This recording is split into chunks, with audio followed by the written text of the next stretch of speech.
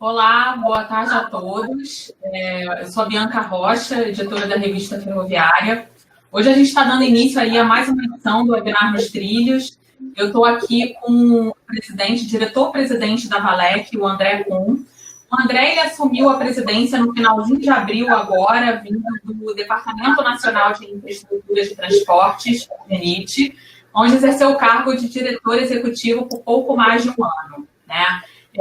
Hoje, a principal atividade da Valec é a construção da Ferrovia de Integração Oeste-Leste, a FIOL, que atravessa o estado da Bahia, né? Há pouco tempo, já sob a gestão do André, a Valec anunciou uma parceria com o Exército para concluir as obras no trecho FIOL 2, que vai de Caetité a Barreiras.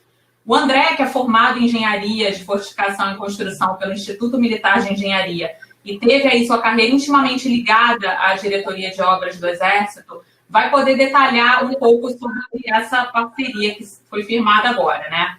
E outro fato que coincidiu com a chegada do André é a possível incorporação pela Valec da empresa de planejamento e logística, a EPL. Boa tarde, Bianca. Boa tarde a todos. Eu assumi há 2 meses aqui a presidência da Valec, com convite do próprio ministro Tarcísio, e dentre as 3 missões que eu recebi foi garantir a conclusão da FIOL 2 e também a estruturação da Valec para junção com a EPL e a criação da InfraSA. Foram 2 grandes missões que eu recebi do ministro. Em relação à FIOL 2, como você colocou, a participação do Exército ela foi anunciada há um mês atrás pelo próprio ministro.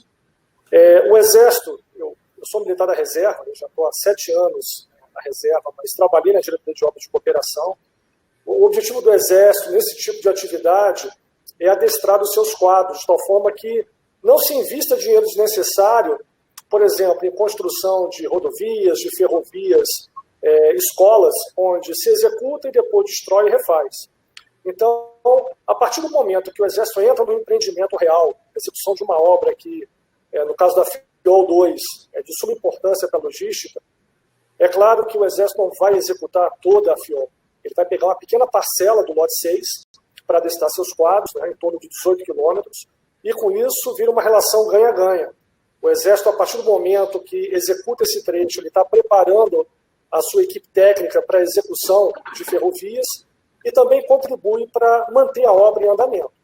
Os 3 lotes, o 5, o 6, o 7 da FIOL 2, o lote 6 é um lote com um ritmo bem lento, então o Exército vai dar um ritmo maior na execução dessa parte da obra, e a gente tem uma missão muito importante, que é garantir a viabilidade de concessão da FIOL 2 em 2 anos. E para isso, existe um número pré-definido, mas a gente está refinando, eu tenho que estar com 85% da obra pronta para viabilizar essa concessão. Então vai ser muito importante a participação do Exército, né, na execução desse empreendimento.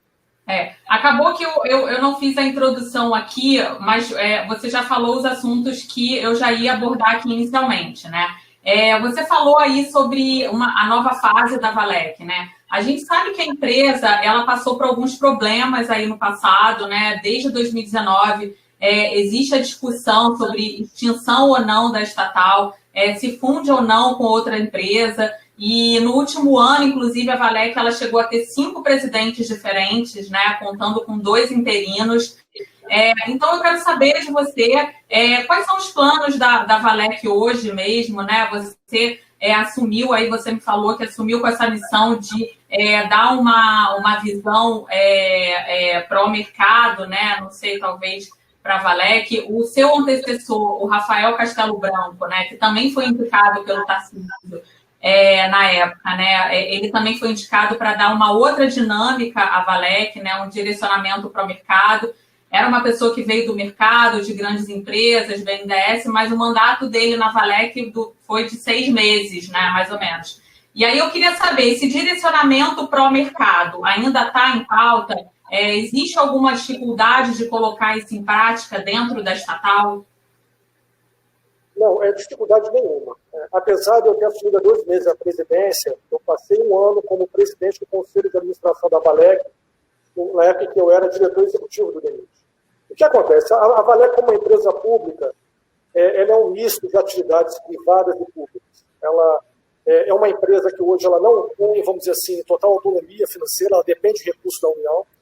E essas obras de concessão, elas são tratadas dentro da Valec como uma obra pública, e a forma de executar uma obra pública é da mesma forma que se executa uma obra pública no DENIT, por exemplo. Eu recebo o recurso da União, tenho que licitar, que é um processo licitatório a ser seguido através da Lei 13.303, que é uma lei específica que trata, dentre outros assuntos, de licitações para empresas públicas.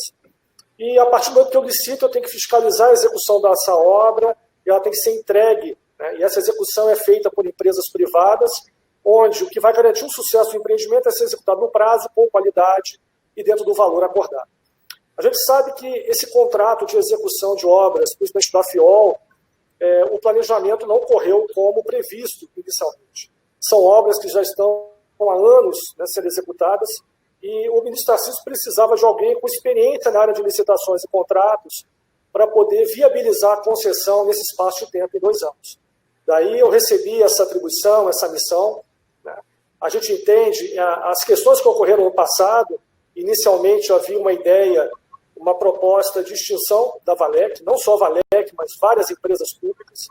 Só que nesse período de 1 ano, observou-se que é importante manter a Valec, e não só focada em ferrovias, né, mas também em outras áreas de infraestrutura. Daí surgiu um estudo,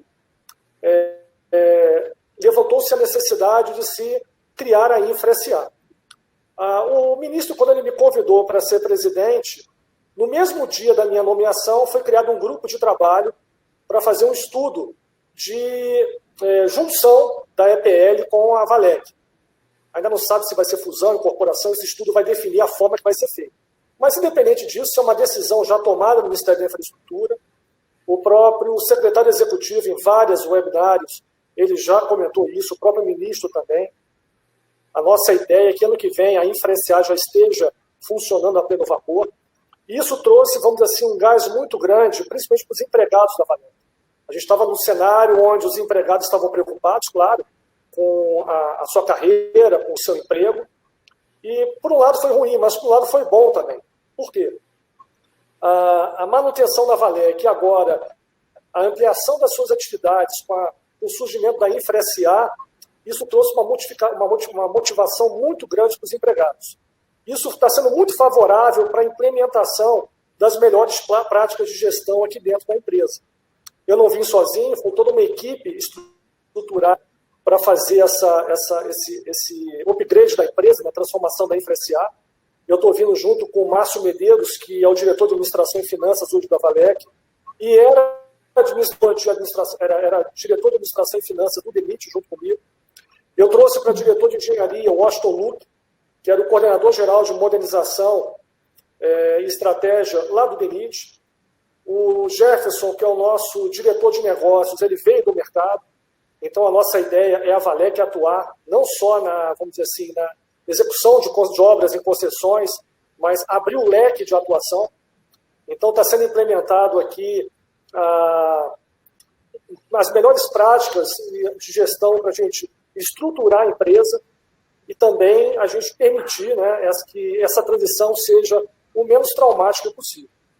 Uhum. A gente está acompanhando aí essa discussão, né, da possível fusão, e eu queria tirar uma dúvida com você. Essa nova empresa, né, a Infra-SA, ela continuaria especializada em projetos de ferrovia ou abriria para outros setores, né? Essa junção com a EPL, né, o que poderia dar? Como é que essa junção, essa fusão, incorporação poderia beneficiar o setor ferroviário? Olha, o relatório da comissão foi criada para fazer um estudo preliminar, já foi concluído e foi encaminhado para a Secretaria Nacional de Transportes Terrestres. A definição final das atribuições da nova Infra-SA vai sair fruto desse estudo que já foi feito, né, e do trabalho que vai ser realizado lá dentro do Ministério da Infraestrutura. O feedback que eu tenho recebido é que a atuação vai ser ampliada, até mesmo porque não tem sentido a gente juntar a EPL com a Valec e manter as mesmas atribuições da Valec, porque senão seria a extinção de uma e a manutenção da outra. Então, a perspectiva é que a gente absorva as atividades que são desenvolvidas pela EPL também, na parte de estudo de viabilidade, na parte de prospecção de novos negócios, Nós temos aqui, dentro os nossos diretores, o Washington Luke, que hoje é uma das autoridades na área de BIM, Building Information Modeling, que é uma forma diferente de elaboração de projetos. E isso abre um mercado também na área de consultoria. Então, a nossa expectativa é que o leque de atividades a serem desenvolvidas pela InfraSA não se restringam à parte apenas ferroviária, mas sim, né, a uma infraestrutura de forma geral, a parte rodoviária, aquaviária, porque não vamos ter mais essa restrição de atuar somente em ferrovias. Até mesmo porque, né, a legislação que trata das atribuições da Valec, apesar de citar ferrovias, em algumas áreas nós podemos atuar também, né, de forma multimodal, a parte de estudos e tudo. Então, quer dizer, a nossa expectativa é essa, é atuar na infraestrutura de uma maneira geral. O Ministério da Infraestrutura, né, ele tem falado bastante sobre a intenção de construir novas ferrovias por meio da outorga cruzada, né, em que a iniciativa privada, detentora, concessionária, ficaria responsável pela construção das linhas, como é o caso da FICO, da Ferrovia de Integração Centro-Oeste. Como fica o papel da Valec daqui para frente com essa nova perspectiva de transferir a responsabilidade da implementação de obras para a iniciativa privada? Bem, como eu falei, com a criação da InfraSA, nós vamos abrir um leque de possibilidades de atuação. Hoje, a Valec tem apenas uma grande obra, que é a FIOL 2, e ela faz a execução dessa obra contratando empresas, né, no lote 2 e na FIOL 2, e nós estamos finalizando os projetos da FIOL 3. O que acontece? A partir do momento que nós temos investimentos cruzados de outras concessões, na verdade, a nossa atuação vai se intensificar. Por quê? Porque com a InfraSA nós temos condição de dar todo o suporte técnico, por exemplo, para fazer os estudos de viabilidade, fazer a modelagem de concessão, fazer acompanhamento, dando consultorias. A gente não se restringiria apenas à execução da obra. Com investimentos cruzados, a gente amplia o leque de possibilidades de execução de novos empreendimentos. E não necessariamente de ferrovia para ferrovia. Eu posso ter uma concessão de rodovia, por exemplo, portuária, onde eu tenho aquele valor de outorga e vou fazer uma análise, um estudo, qual o melhor local para aplicar aquele recurso. Esse estudo é feito dentro do Ministério da Infraestrutura e toma-se a decisão. Então, por exemplo, eu tenho como meta executar 85% da FIOL 2 para tornar viável essa concessão. Isso depende de recursos públicos. A partir do momento que existe um recurso de outorga disponível, e caso haja uma necessidade de um aporte adicional de recursos para viabilizar essa concessão, eu posso aproveitar esse valor, eu quando falo Ministério da Infraestrutura, pode aproveitar uma outorga de um outro empreendimento e repassar parte da execução da obra para aquele player que ganhou aquela concessão. E com isso eu mantenho a obra viva e permito uma nova concessão. Essa nova concessão vai trazer outro valor de outorga, que eu vou ter o quê? Na manga para aplicar em outros empreendimentos. Então, com isso, eu estou estimulando a execução de novos empreendimentos, eu estou investindo em infraestrutura, eu estou melhorando a logística e afetando, e sendo pouco afetado pelo cenário orçamentário que a gente vive hoje. Sai ganhando a gente, o Ministério da Infraestrutura, sai ganhando a iniciativa privada com esses empreendimentos e sai ganhando a sociedade, que ela vai ter uma melhoria do transporte público, né, de uma forma otimizada.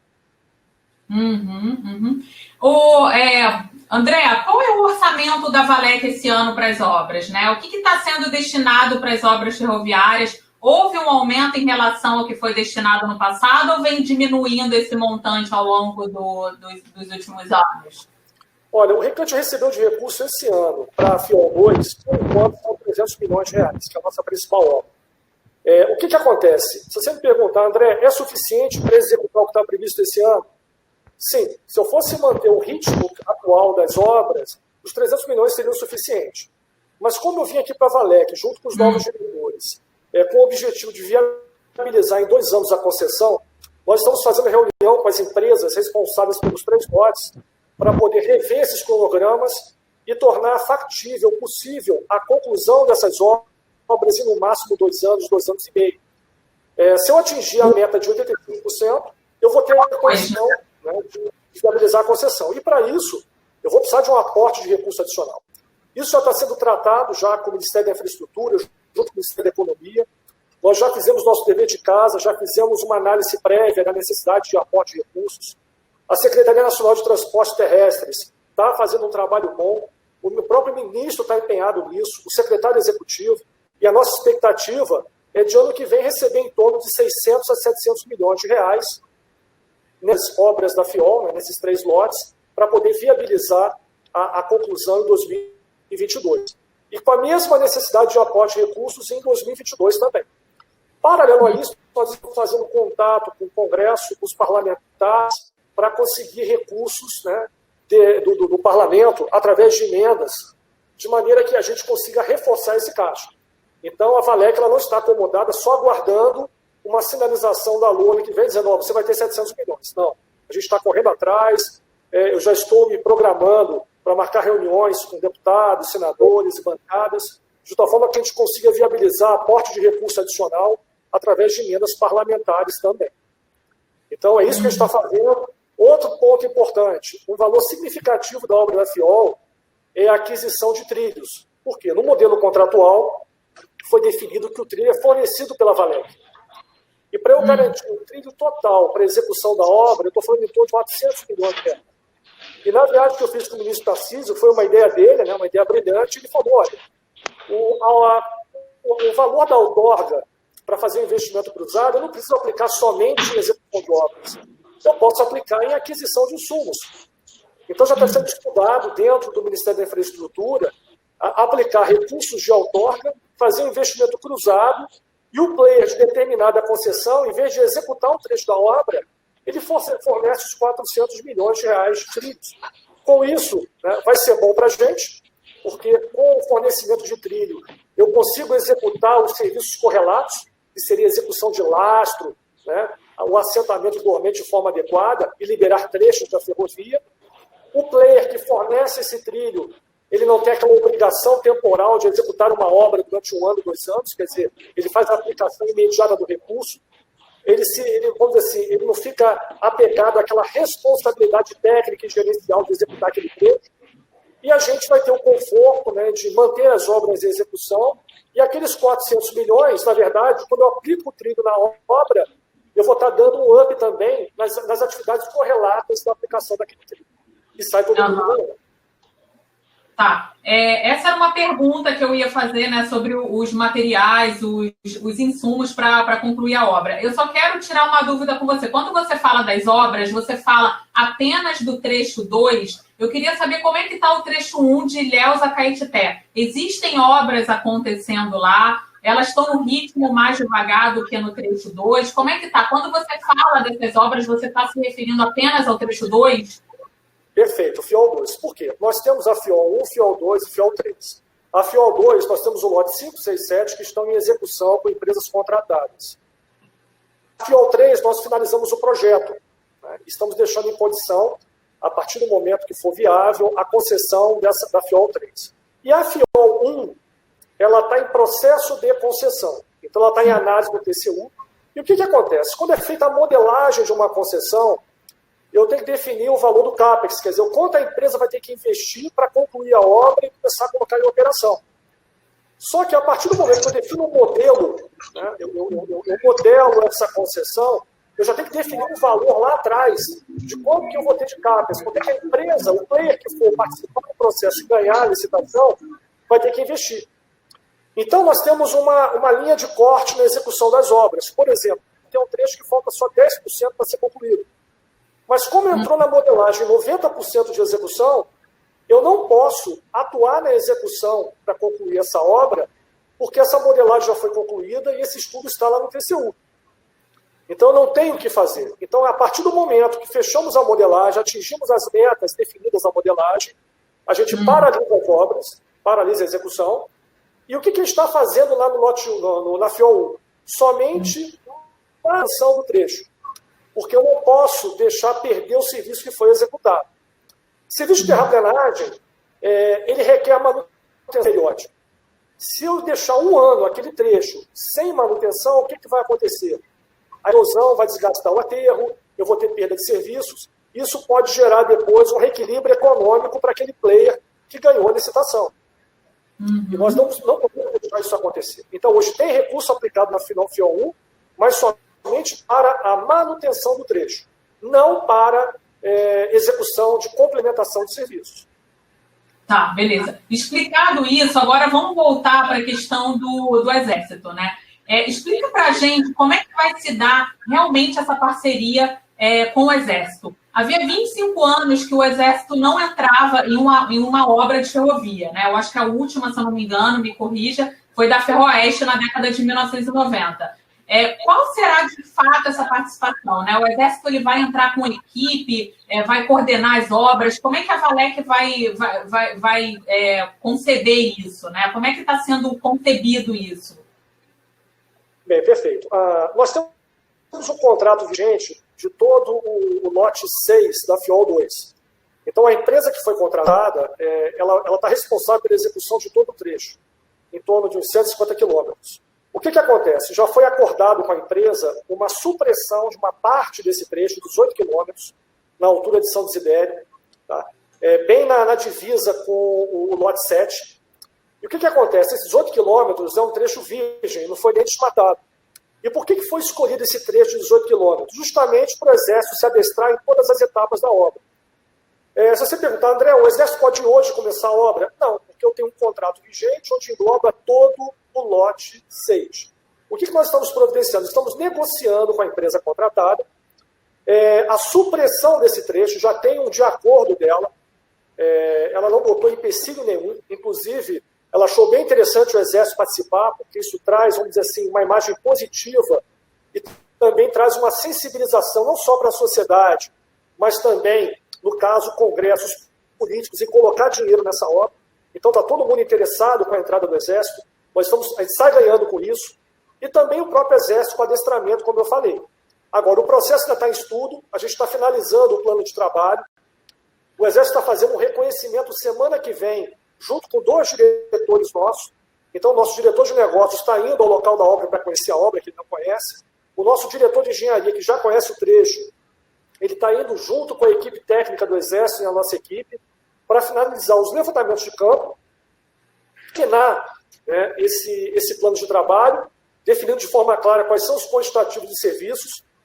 Finalizada essa etapa, em paralelo está correndo o processo de aditivo para suprimir essa parcela do contrato da empresa e, com isso, nós podemos formalizar com o Exército o plano de trabalho, através de uma transferência de recursos. Ao transferir esse recurso e assinado o plano de trabalho, próximo passo, o Exército vai se mobilizar e começar a execução dos serviços. É claro que o planejamento, a forma de execução da obra vai estar a cargo do Exército. A partir do momento que eu assino um plano de trabalho, qual é o meu papel? O mesmo papel quando eu contrato uma empresa. Eu transfiro a responsabilidade gerencial daquele trecho para o Exército e eles vão se planejar. Então, eles vão definir quais são os serviços que vão ser executados diretamente, quais são os serviços que vão ser contratados, se eles vão comprar algum equipamento, se eles vão alugar equipamento, se eles vão terceirizar a parte do serviço.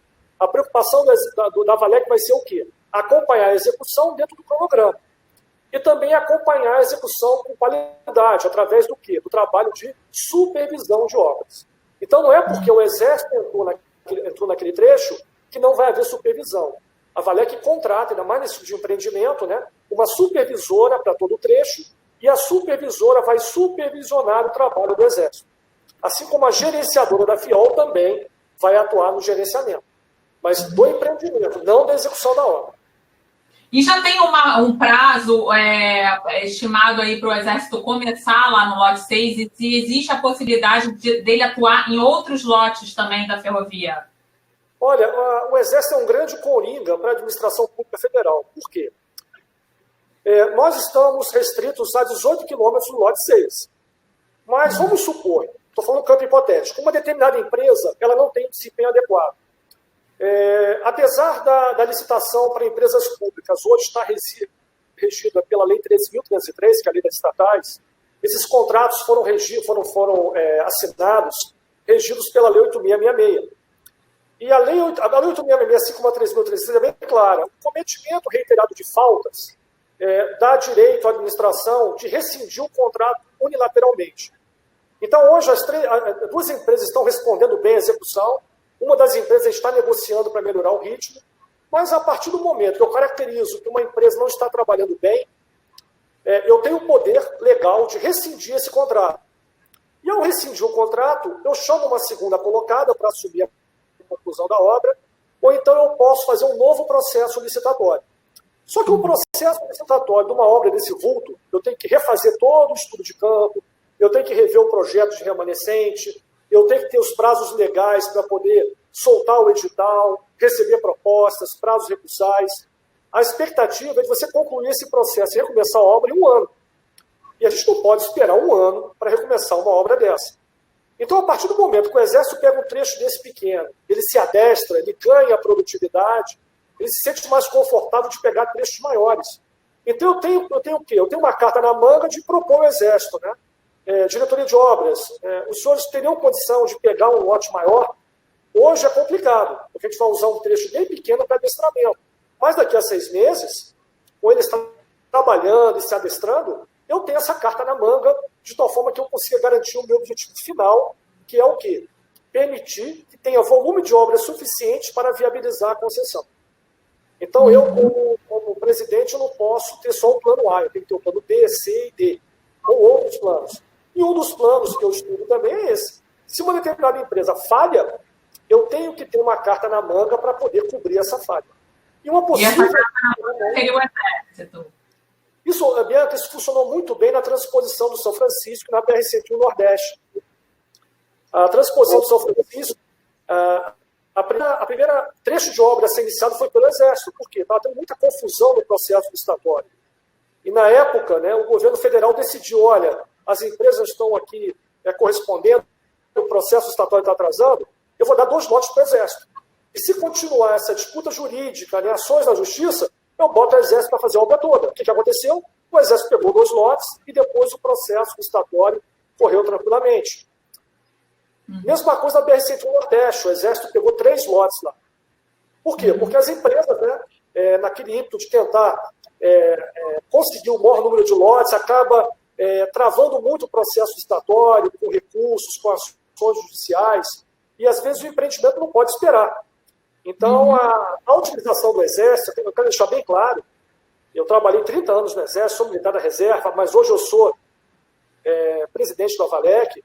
O objetivo do Exército não é roubar mercado na iniciativa privada. A participação do Exército na execução dessas obras é muito pequena.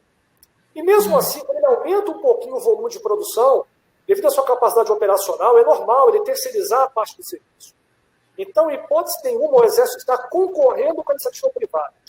Ele é uma ferramenta de governo usada para resolver esses problemas.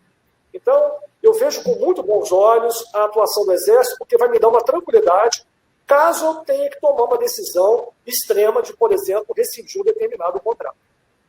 Tá, eu tenho uma pergunta aqui, né? A gente conta com um chat aqui que as pessoas que estão nos assistindo, elas enviam perguntas, e tem uma bem interessante que tem a ver com essa questão do Exército, né? É do José Moura. Ele está perguntando aqui: a utilização de equipes militares na construção leva às seguintes questões. Primeira, o Exército dispõe de equipamento pesado de construção ferroviária, exemplo, pórticos, socadoras com registro, regularizadoras. E outra pergunta que ele faz: quem procede à fiscalização e controle qualidade prazos? A Valec, na verdade, você já falou que é a Valec, né, que vai fazer essa supervisão. Qual a diferença de custo por quilômetro face à construção privada? Bem, então vamos lá. Primeiro, o Exército ele tem, vamos dizer assim, bastante equipamento para executar obras. O que acontece muitas vezes? Às vezes esses equipamentos eles já estão... Porque o Exército ele atua nas obras há muitos anos. E é cíclico. Tem períodos em que ele atua muito, tem períodos em que ele atua menos. Então é claro que sempre há uma perda de equipamentos. O que acontece hoje? Hoje o Exército tem uma frota de equipamentos considerável. Ele tem condição de executar as obras com equipamento próprio. Mas tem que lembrar que o adestramento do Exército não é focado apenas naquele trabalho, vamos dizer assim, mecanizado e braçal. Quando o Exército fala em adestrar seus quadros, ele também está adestrando o quê? Seus engenheiros e seus gestores. Então, o próprio gerenciamento de uma obra, os estudos preliminares, o acompanhamento interno deles, ele já está se capacitando. Então, nada impede, se o Exército não tiver todos os equipamentos necessários, ele terceirizar a parte do serviço. Assim como uma empresa privada faz. Ela não tem todos os equipamentos da obra. Ela vai ter que tomar uma decisão. Ou ela compra o equipamento, ou ela aluga o equipamento, ou ela terceiriza a parte do serviço. Mesma coisa o Exército. Então, o que ele vai fazer? Eu estou falando no campo hipotético porque eu não participo do planejamento direto, mas eu já participei disso no passado. Ele vai levantar toda a sua capacidade operacional, ver o que ele tem condição de fazer com o equipamento atual, o que ele vai ter que alocar de recursos para adquirir ou alugar equipamento, e o que ele vai tomar de decisão de terceirizar a parte do serviço. Mas isso em nada tirar o objetivo deles, que é adestrar seus quadros. Em relação à qualidade da execução, como eu já respondi, você colocou, Bianca, a Valec vai continuar supervisionando e fiscalizando a obra como se fosse uma empresa privada. Agora, em relação aos custos, na verdade, a gente não pode falar em sair mais barato. Na verdade, é vantajoso para o governo federal essa parceria. Por quê? A gente, quando orça uma obra ferroviária, uma obra rodoviária de grande porte, por determinação legal, eu tenho que usar duas tabelas de referência. Ou o SINAP, que é o Sistema Nacional de Índice de Preços, que é gerenciado pela Caixa Econômica Federal, ou o CICRO, que é o Sistema de Custos de Obras, gerenciado pelo DENIT. O que acontece em relação ao CICRO? Quando eu vou licitar uma obra ferroviária, boa parte dos serviços já estão definidos no sistema do CICRO, até mesmo serviços ferroviários. O que acontece a partir do momento que eu orço? Eu defino um preço meu de referência e licito. As empresas vão ter que apresentar um preço igual ou inferior para ganhar a licitação. Quando o Exército faz um orçamento, assim como uma empresa privada, a forma como ele orça é diferente do CICRO. Porque, por exemplo, os operadores das máquinas são soldados. Eles já têm esse custo do salário dos soldados na sua folha de pagamento. Ele está adestrando, os soldados não têm tanta experiência. Então, eles vão requerer mais tempo, né, durante a execução do serviço e, consequentemente, a produtividade cai. O seu custo de canteiro tem que ser adaptado como se fosse uma atividade militar. Então, quer dizer, aqueles ganhos que eu tenho de economia são consumidos por custos adicionais que o Exército tem. Então, no final, a conta ela é favorável. Eu não diria que seria nem mais barato nem mais caro. Fazer uma parceria com o Exército é um ganha-ganha. Sai favorável para o Exército e sai favorável para o órgão público que fez a parceria com o Exército. Uhum. Agora, os recursos que são alocados para ele é o valor que eu alocaria para uma empresa. Qual é a grande vantagem? Se sobrar recursos durante a execução, eles fazem a devolução desse recurso. Porque o Exército, quando ele orça, ele coloca lucro zero. Então, a partir do momento que ele fez um orçamento e na hora da execução sobrou recurso, ele vai fazer a devolução desse recurso para o órgão concedente. Isso já aconteceu em várias situações quando eu estava na ativa do Exército. Executou a obra, sobrou uma parcela de recurso, isso é devolvido, sem problema nenhum. Aí é que está a vantagem. Ok. Outra coisa, você falou anteriormente, né, sobre a questão dos trilhos. Tem uma pergunta aqui do Wagner Costa. Quanto à aquisição dos trilhos, não ficou para mim claro se serão mantidos os contratos atuais. Em cima dessa pergunta, eu já queria te perguntar também como é que está o fornecimento de dormentes, trilhos e de outros materiais para o trecho 2, né? Já foram comprados, já foram encomendados? A gente sabe que as obras da FIOL, elas começaram há quase 10 anos, se eu não me engano, em 2011, e nos últimos anos passou por fases difíceis, né, de falta de repasse de recursos, o que acabou atrasando o ritmo e a entrega de talvez. Né? Eu queria que você comentasse um pouquinho sobre isso. Perfeito.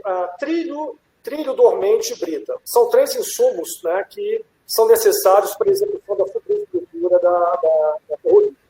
O que acontece? Uma decisão do passado eu considero adequada, correta.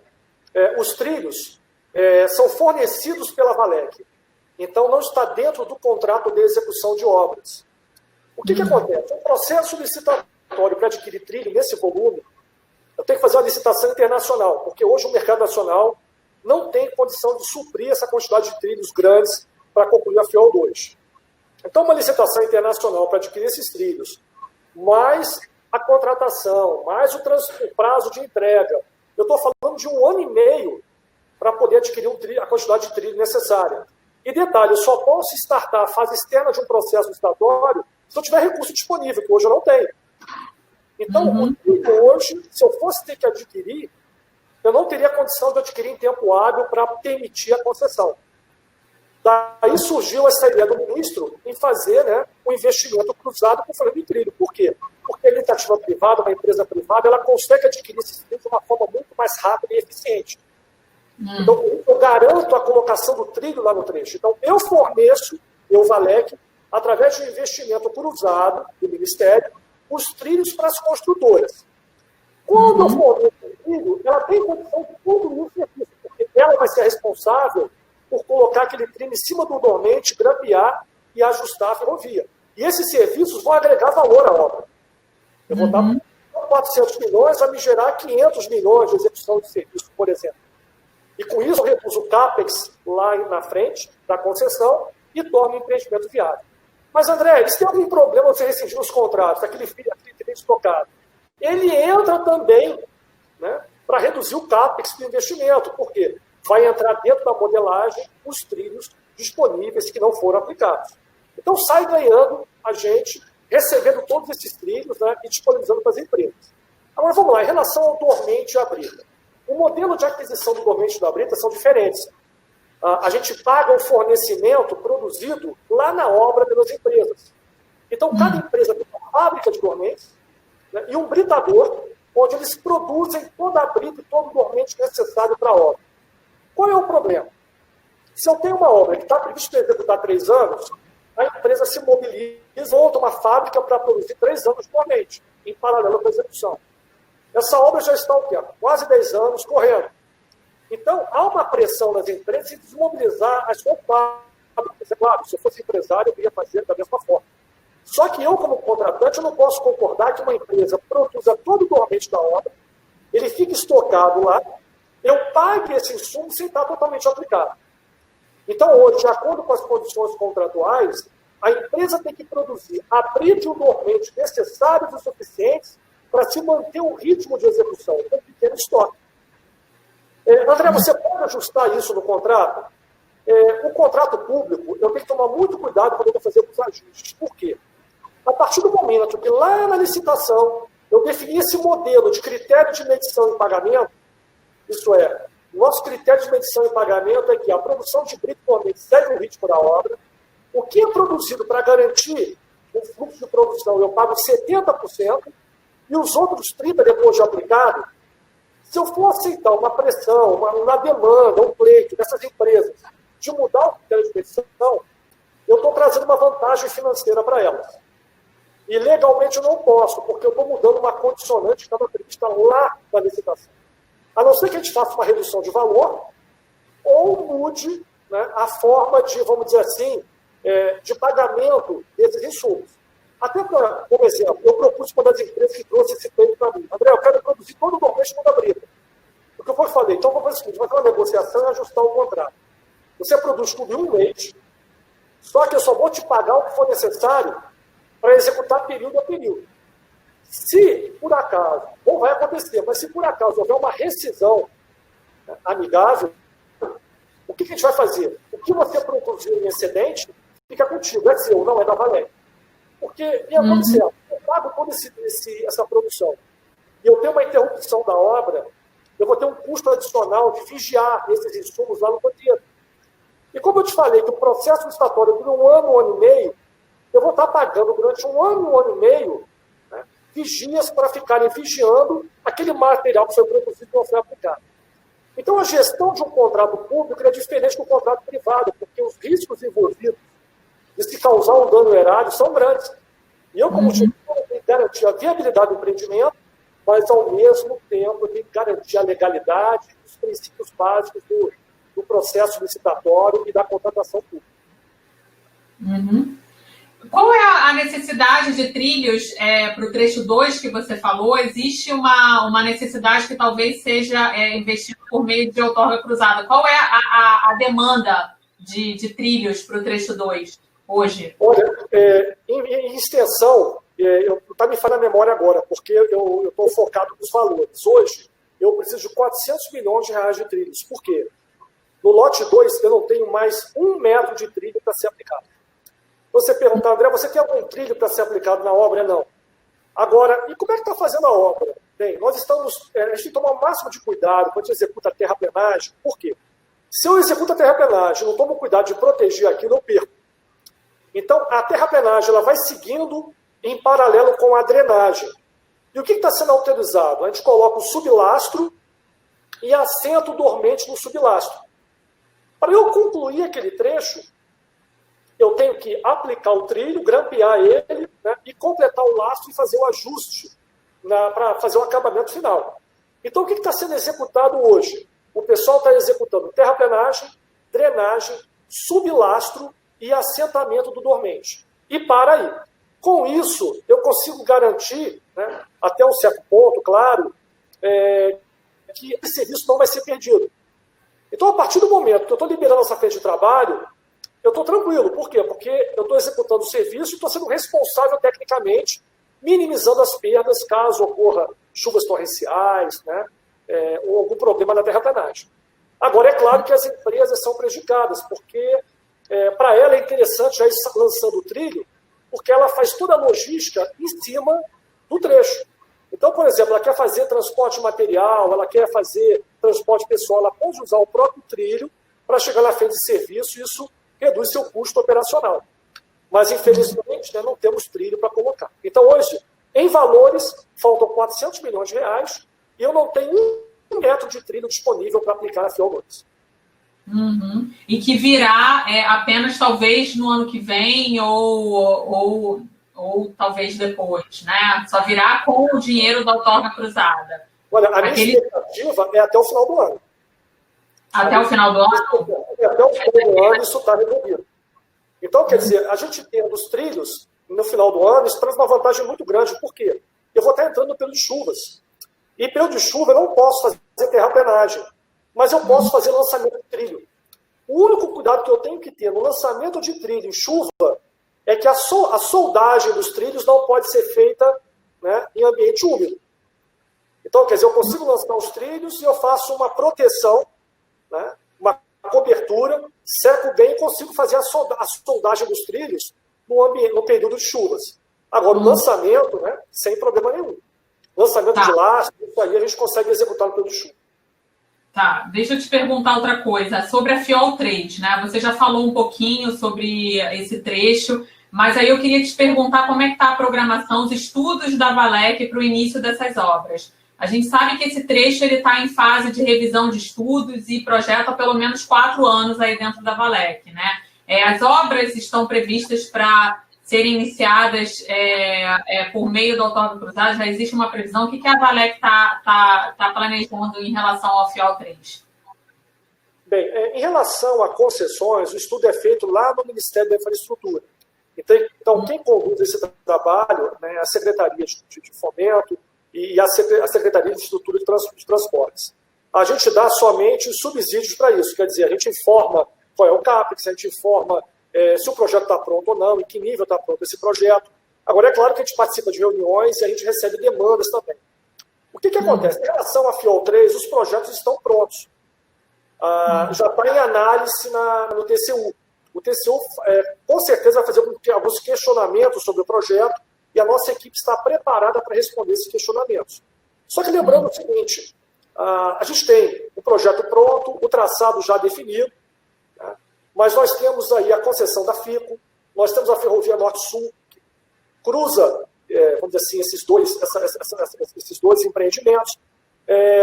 Com certeza o Ministério da Infraestrutura está estudando a melhor alternativa, o melhor modelo para fazer essa concessão. Se faz a concessão isolada, se junta as duas, se incorpora FIOL 2, 3 e FICO, tudo isso está sendo estudado de tal forma que a gente consiga trazer o melhor retorno, em relação, não só em relação à outorga, mas o melhor retorno social também. Então, mais importante, qual o modelo que vai ser adotado é que todos estão sendo estudados, né? E a partir do momento que for tomada uma decisão lá no Ministério, com certeza vai ser a decisão mais acertada, considerando todos esses fatores. E importante também, toda vez que eu faço uma concessão, eu tenho a fase de audiência pública. Isso é muito importante, porque se eu faço um estudo de concessão há 2 anos atrás, o cenário do mercado é um. 2 anos depois, é claro que há mudanças no cenário. Então, é importante essas audiências públicas, porque a gente vai ter um feedback da sociedade, dos empresários, para ver se realmente aquele modelo é o mais adequado também. Então, não é porque está no TCU, não é porque está em andamento e o projeto pronto, que nós não vamos ter feedbacks e possíveis ajustes, né, em relação ao edital de licitação da concessão. Tudo isso é considerado na hora que se finaliza o processo e coloca na prática o edital. E as licenças também, né? Isso é mais para a parte depois da aprovação do projeto? Não, na verdade é o seguinte, a licença ambiental ela já existe, e é uma coisa que eu acabei não falando. Nós temos que manter a licença ambiental da FIOL, a FIOL 1, 2 e 3. Então, para isso, nós temos contratos de gestão ambiental para garantir que as licenças sejam mantidas. Tá? Então, a partir do momento que eu inicio o empreendimento, eu estudo o empreendimento, eu tenho 3 fases de licenciamento. Eu tenho a licença prévia, que vai me permitir detalhar o projeto. Eu tenho a licença de instalação, que me permite iniciar a obra. E eu tenho a licença de operação, que eu permito colocar o empreendimento para funcionar. Então, por exemplo, FIOL 2, a FIOL 2, a FIOL 1, a FIOL 3. Né? Os licenciamentos, quem é o empreendedor hoje? É a Valec. Então, nós temos que manter esses licenciamentos durante todo esse período, porque se eu cometo alguma falha e eu perco a licença, o processo para recuperar uma licença perdida, ele é demorado, é difícil. Isso pode prejudicar a concessão. Então, a Valec está preocupadíssima com isso. Nós temos uma superintendência de meio ambiente e desapropriação muito capacitada. E eu fiquei bastante surpreso quando eu conheci a equipe. É uma equipe multidisciplinar. Não temos só engenheiros, temos biólogos, várias áreas de conhecimento. Então, nesse quesito, a Valec é muito forte. E a nossa preocupação de manter esse licenciamento ambiental é grande, né, e está sendo dada a devida prioridade para isso aqui. Tá. Agora sobre a FICO, né, André? A Valec, ela elaborou os estudos da FICO, né? E, assim, eu tenho já ouvi de alguns especialistas que talvez seja logisticamente viável a FICO fazer uma interligação direta com a FIOL, talvez na altura de Figueirópolis, né, para criar uma opção de escoamento para a carga da FICO, que seria o Porto de Ilhéus, além de estar aqui no norte e Santos no sul. No projeto que existe hoje, a FICO está interligada com a Ferrovia Norte-Sul na altura de Mara Rosa, em Goiás. Inclusive, Mara Rosa nem era a escolha inicial, né, e sim Campo Norte. E eu te pergunto, existe alguma possibilidade da FICO passar por outra mudança de traçado? Como que a Valec observa isso hoje? Né? Um projeto que está fechado ou ainda tem espaço para mudanças? Bem, como eu falei, enquanto não saiu o edital, tudo é possível. Eu recebi essa pergunta também do pessoal, né, num outro webinar que eu participei. E o que acontece? A partir do momento que a gente não fechou ainda o edital, a gente pode fazer ajustes. Já houve uma demanda do Ministério para a Valec fazer um estudo bem sumário, bem sucinto, sobre possibilidade de interligar a FIOL 3 à FICO, e não a FICO à FIOL 3. Né? Então, através de Mara Rosa. Nós fizemos alguns estudos, né, foram bem preliminares, tecnicamente é possível, mas eu tenho que fazer uma análise econômica também, porque toda vez que eu faço um estudo de traçado, é definido através de estudo de viabilidade, não só viabilidade técnica, mas tem econômica, viabilidade ambiental. Então, a partir do momento que é finalizado o estudo, parte do princípio que todos esses levantamentos foram feitos. Só que lembrando, esses estudos foram feitos há 3, 4 anos atrás. Se o cenário mudou, nada impede, né, de sentar de novo na prancheta e rever esses estudos. Agora, que há uma possibilidade, claro que há. Agora, nada impede de manter também o traçado original. Por quê? Eu tenho o direito de passagem da Ferrovia Norte-Sul. Então, mesmo que não se faça uma ligação física da FICO com a FIOL, seja mudando o traçado da FICO ou da FIOL, que a FIOL é mais confortável de fazer, né? Porque ainda estou numa fase menos avançada, nada impede de, mesmo não havendo essa ligação física, haver essa ligação através da Norte-Sul. Através do direito de passagem também. E tudo isso vai ser levado em consideração numa possível mudança de traçado. O pessoal está perguntando aqui no site, André, sobre a nova Transnordestina, né? A Valec, ela tem alguma participação acionária na Transnordestina e as obras, elas estavam paradas, parece que voltaram, né, pela iniciativa privada, pela CSN, talvez lá no Nordeste, mas eu queria saber qual está sendo a participação da Valec nessa obra da nova Transnordestina, nesse projeto. Muitas pessoas perguntaram aqui no chat, querendo saber. Não, perfeito. A Transnordestina é um empreendimento onde a Valec é sócia minoritária. Né? Então, a CSN é a sócia majoritária, tem outros participantes societários também, mas a Valec, apesar de ter uma participação societária um pouco menor do que a CSN, ela não tem poder de controle sobre o empreendimento, até mesmo por questão legal. A questão da lei não permite a Valec, numa sociedade, ela ser controladora. Então, toda a gestão da obra, toda a gestão de recursos é feito, né, pela CSN. Tanto que nas reuniões societárias, toda vez que entra essas questões, a Valec tem que se abster, né, na hora de dar um posicionamento. Agora, o que acontece? É um empreendimento que inicialmente foi orçado em 6, 7 bilhões, já foi consumido todo esse recurso. Não, são 3 trechos, né, é um Y, onde a obra começou do centro para as extremidades.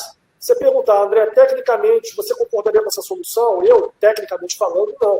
Mas a gente sabe que, na hora de tomar a decisão de executar um empreendimento, existem outras questões que não são só técnicas. Hoje nós estamos, vamos dizer assim, focados também na Transnordestina, o Ministério da Infraestrutura também. Estamos tendo reuniões com a CSN, porque, independente da gente ter uma participação efetiva no gerenciamento da obra, há um interesse público muito grande na conclusão desse empreendimento. Então, eu tenho marcado algumas reuniões com a CSN, estou botando a minha equipe para acompanhar de perto isso. Assim que passar a questão do Covid, eu quero marcar uma visita à obra, porque, independente da Valec ter uma atuação direta na gestão do empreendimento ou não, e além de ser sócia, existe interesse social nesse empreendimento. E já recebi determinação do Ministério, olha, dá uma olhadinha na TLSA, vê o que está acontecendo lá, para a gente poder garantir a conclusão dessa obra. E as obras estão acontecendo aonde exatamente? O que está acontecendo na Transnordestina hoje, André? Olha, o trecho até Pecém, né, que é o trecho que pega a Fortaleza, ele está mais avançado que o de Pernambuco. Então, a gente está fazendo alguns estudos de priorização, porque os recursos são escassos. Né? Então, o que eu estava conversando com o pessoal da SCN, ver quais seriam os trechos que a gente vai priorizar com a disponibilidade orçamentária que tem. Mas, como eu falei, como eu não tenho ingerência sobre a aplicação dos recursos, a gente acaba atuando mais como, vamos dizer assim, um braço do Ministério da Infraestrutura como um acionista.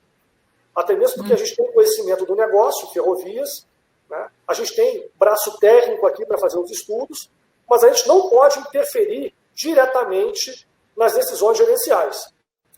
Isso está a cargo da CSN. Agora, o que acontece? É claro que a gente está numa fase de estudo, verificando as estratégias da CSN, acompanhando de perto, para poder alimentar o Ministério da Infraestrutura de informações e manter a viabilidade do empreendimento. Sim. Aqui o pessoal está perguntando, voltando ali para a questão do trilho, o pessoal está querendo super saber sobre isso. A proposta, então, é rescindir o contrato com as fornecedoras de trilhos, não há temor de brigas judiciais morosas, isso atrasaria todo o processo. Mas, pelo que eu entendi, no trecho 2 não existe ainda o fornecimento, né? Vocês não contrataram ainda o fornecimento dos trilhos. Essa pergunta... Houve contratos já assinados, já fornecidos. Hoje a gente não tem saldo contratual para isso. E mesmo que houvesse contrato assinado, o contrato público, depois de 120 dias de paralisação, gera uma rescisão amigável. Então, quer dizer, eu não estou a par exatamente como é que está a situação contratual, se eles estão paralisados ou estão extintos. Mas, independentemente disso, o que acontece? Hoje, eu não tenho disponibilidade orçamentária para comprar trilho. Isso, por si só, é motivo de suspender esses contratos. Então, esses trilhos vão ser fornecidos pelo Ministério da Infraestrutura, via um investimento cruzado. Então, quer dizer, vai ser depositado na obra dos trilhos. Isso não vai interferir em nada o contrato de execução de obra, porque, perante a empresa construtora, ela não tem relação com o fornecedor de trilho, ela tem relação com a Valec. Ela não tem que se preocupar quem é que vai fornecer, se é uma contratada minha, se é um player de uma concessão, um concessionário que, como outorga, forneceu esses trilhos, ou se eu adquiri de outro fornecedor, ou se o trilho surgiu de repente. Ele recebeu o trilho lá, eu estou cumprindo minha obrigação contratual. Ele toca a execução da obra. Então, a questão do trilho em relação a contratos que já ocorreram no passado, isso não afeta em nada o fornecimento atual de trilhos. Tá. Entrando no outro assunto aqui, que o Carlos Júnior da Voslo, ele está perguntando, A Valec, nas outorgas cruzadas, né, solicitará a construção de ferrovias de passageiros. Outorgas cruzadas também podem fazer com que o dinheiro proveniente de estradas, portos, aeroportos venha para investimento em ferrovias. O PLS, né, o Projeto de Lei do Senado 261, qual a expectativa da Valec para que o projeto de short lines aconteça, né, por meio do PLS 261? Qual a importância na sua visão, André, desse projeto das short lines? Qual a expectativa das duas malhas ferroviárias da Transnordestina? São muitas perguntas, mas vamos falar primeiro das short lines, porque a gente não falou ainda sobre isso. A Valec, ela tem algum estudo, tem alguma relação aí com relação à concretização, né, desse projeto das short lines, que é bastante esperado aí pelo setor? Como eu falei, essa parte desse estudo ele é feito lá no Ministério da Infraestrutura. Então, quem está atuando diretamente nisso é a Secretaria Nacional de Transportes Terrestres. A partir do momento que viabilizar isso vai ser bem interessante, até mesmo porque o que acontece? Vamos pegar um modelo americano lá. O modelo americano de ferrovias, eu tive lá no passado, atuando na área de hidrovias, mas a gente acabou abrindo para multimodalidade. Lá nos Estados Unidos, execução de ferrovia é por autorização. Então, não tem concessão de ferrovias. Você pede autorização e executa, seja um trecho de 10 quilômetros para fazer o transporte da sua empresa, da sua fábrica, para um determinado terminal, seja um trecho de 100, 200 quilômetros. Então, você tem total flexibilidade para viabilizar essa interligação, né, dos centros de produção com os terminais e dos terminais com os grandes eixos ferroviários. Na minha visão, isso vai ser um passo muito importante na área de logística no Brasil. Mas isso é uma opinião pessoal. A gente que na Valec não está atuando diretamente nesse estudo. Isso é feito dentro do Ministério da Infraestrutura. O que a gente faz é, a partir do momento que houver uma decisão, a gente viabilizar esses empreendimentos. É claro que com o surgimento da Infra SA, a gente vai atuar mais diretamente, né, nos estudos, não só esse, mas outros também. Agora, outra parte da pergunta, qual foi mesmo? Eu já acabei me perdendo. Da outorga cruzada para projetos de passageiros. Outorga cruzada, ela pode ser aplicada em qualquer empreendimento. Né? Eu posso pegar uma outorga, por exemplo, que foi gerada numa rodovia, aplicar numa ferrovia, aplicar no aeroporto. Essa é a grande vantagem da outorga cruzada. Por quê? Esse dinheiro não volta para a conta do Tesouro e para eu poder aplicar esse recurso, caso vá para a conta do Tesouro, eu tenho que ter disponibilidade orçamentária. Então, a outorga cruzada, eu estou aplicando direto em outra. Eu fujo dos riscos de execução de obra. A empresa ela vai correr o risco de contratar uma empresa, de fiscalizar e entregar o produto pronto, independente de onde vai ser aplicado. Então, esse estudo é feito no âmbito do Ministério e a decisão dele. Não necessariamente tem que aplicar, inclusive, naquele mesmo Estado. E essa é uma grande sacada do Ministério da Infraestrutura e do ministro. A visão dele é nacional. A gente não tem que ter a obrigação, poxa, surgiu um investimento, uma outorga em determinado Estado A. Aí eu tenho que aplicar o dinheiro no Estado A. Não, calma. Às vezes, eu aplicar esse recurso no Estado B, vai trazer um benefício direto para o Estado B, mas indireto para o Estado A, C e D. Então, essa visão do Ministério, visão nacional, está ajudando muito e permitindo a adoção dessa prática de investimento cruzado. Em relação ao transporte de passageiros, eu sei que isso é uma demanda antiga da sociedade. Né? A Europa, você visita a Europa toda através de ferrovias. É claro que existe um interesse das pessoas em utilizar a ferrovia para transporte de passageiros. É claro que o foco hoje dos investimentos é em carga. Por quê? Porque a disponibilidade de recursos no país ela é pequena. A gente tem que priorizar. E quando eu priorizo o transporte de carga, eu estou priorizando logística, eu estou priorizando, né, aumento de investimentos, eu estou reduzindo o custo do frete, isso aquece a economia e permite a aplicação de recursos futuros em outros empreendimentos. Eu acabei de receber uma ligação aqui de um dos diretores da SNTT, falando justamente sobre transporte de passageiros. Então, eu já passei a informação para o nosso diretor de negócios, Jefferson. Ele já está agendando uma reunião essa semana para tratar desse assunto. Eu vou ser bem sincero, nesses 2 meses, eu não foquei em transporte de passageiros aqui na Valec. E, por coincidência, hoje, depois do almoço, eu recebi esse feedback da SNTT. Então, essa semana, a gente vai estar se reunindo com a equipe lá do Ministério para tratar especificamente desse assunto. E que eu posso me comprometer. Depois que a gente costurar essas informações, eu posso passar para a sociedade, né, através de outro webinário, através da nossa internet também. Né? A gente está reformulando a comunicação social aqui da Valec, atuando nas redes sociais. E assim que eu tiver uma informação mais consistente sobre transporte de passageiros, eu disponibilizo para todos. Agora, opinião minha, é importante?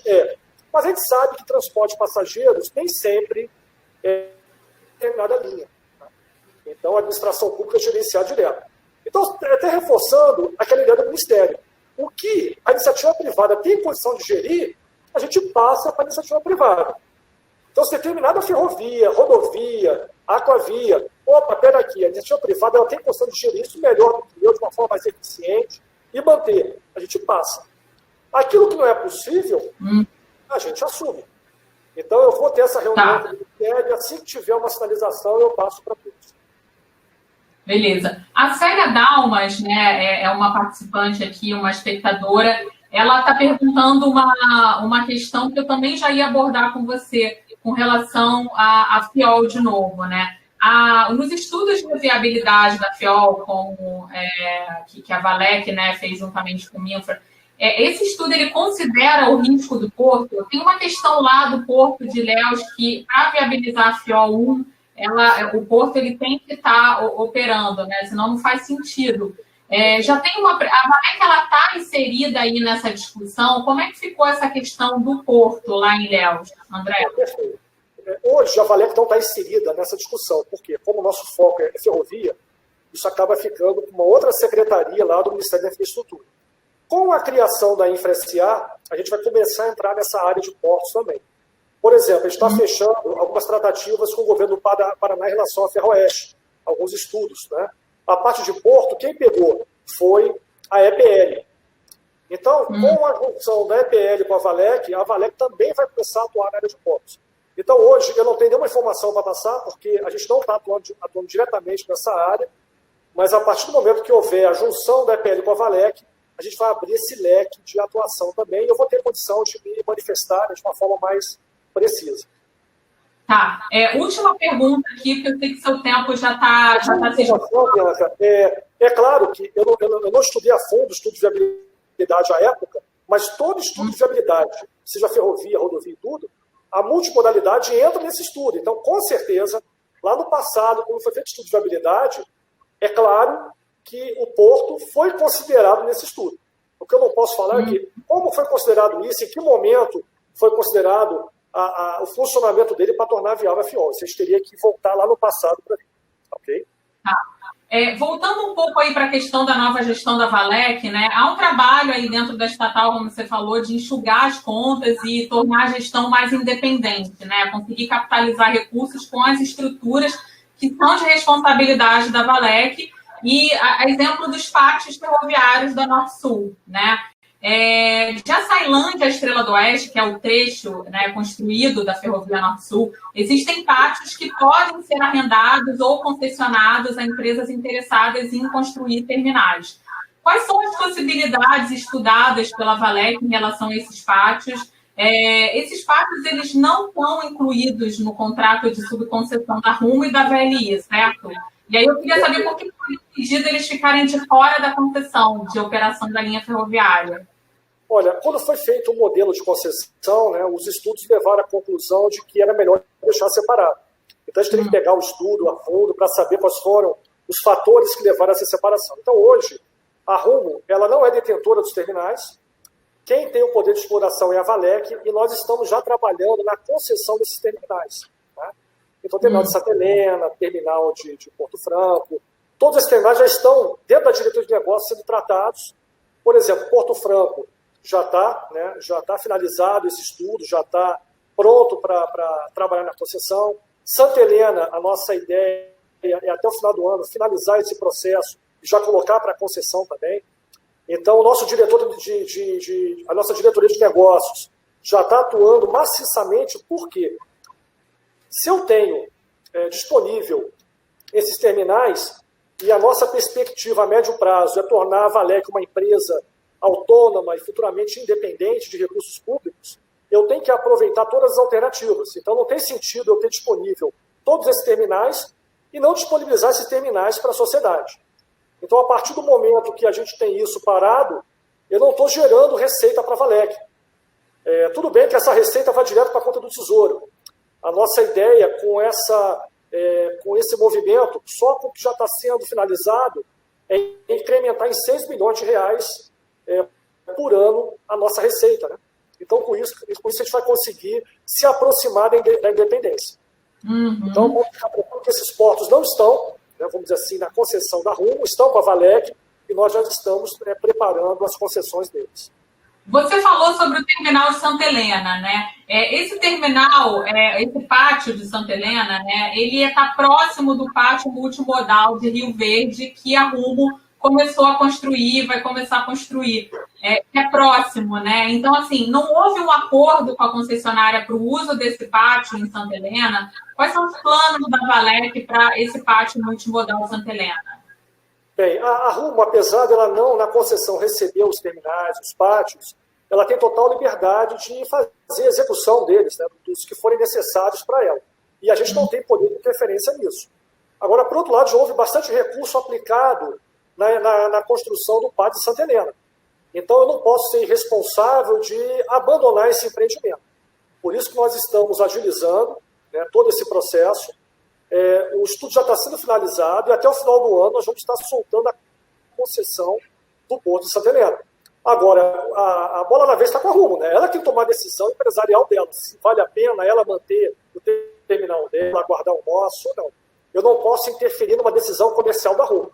Assim como a Rumo também não pode interferir numa decisão comercial, estratégica e legal nossa. Então, a nossa perspectiva, nem perspectiva, decisão, nós vamos licitar Porto Franco até o final do ano. Porque eu não posso ficar com um terminal desse, né, parado, ocioso. É muito recurso investido. Bem, a gente já está se encaminhando aí para o final do nosso webinar. A gente teve uma participação bem intensa aqui no chat. Infelizmente, eu não consigo, o tempo é curto, eu não consigo colocar aqui todas as perguntas. André, obrigada aí pela sua participação aqui com a gente, né? Eu acho que você foi bem seguro e firme aí nas respostas. Tá bem a par do que está acontecendo aí na Valec, né? Eu queria saber se você gostaria de falar alguma coisa, uma consideração final. Bianca, eu queria agradecer, né, não só a sua atenção, e a atenção de todos. A Valec é uma empresa que a gente sabe que ela passou por um percalço muito grande ano passado, mas eu vim com a missão de fortalecer a Valec para a transformação na Infra SA.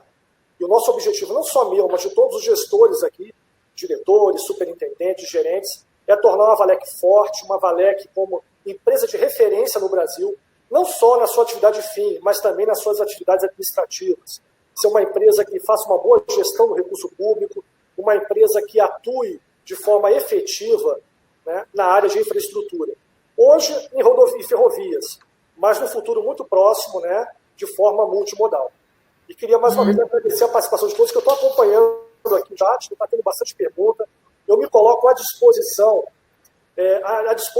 para responder questionamentos. Nós temos aqui a assessoria de comunicação, nós temos o canal de comunicação dentro do nosso site, as redes sociais.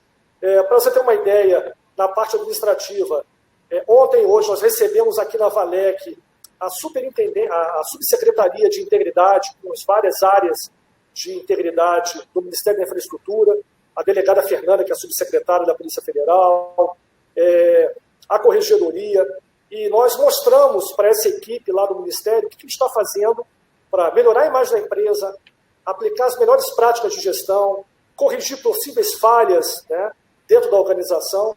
E eu já tive um feedback prévio da equipe, que eles estão muito satisfeitos com o que a gente está colocando, né, de execução. É claro que muita coisa falta a ser feita, é óbvio. Eu não consigo resolver todos os problemas numa canetada de um dia para a noite, mas a nossa ideia é, a médio prazo, preferência a curto prazo até o ano que vem, a Valec se tornar uma empresa pública de referência, independente se é uma empresa ferroviária ou não.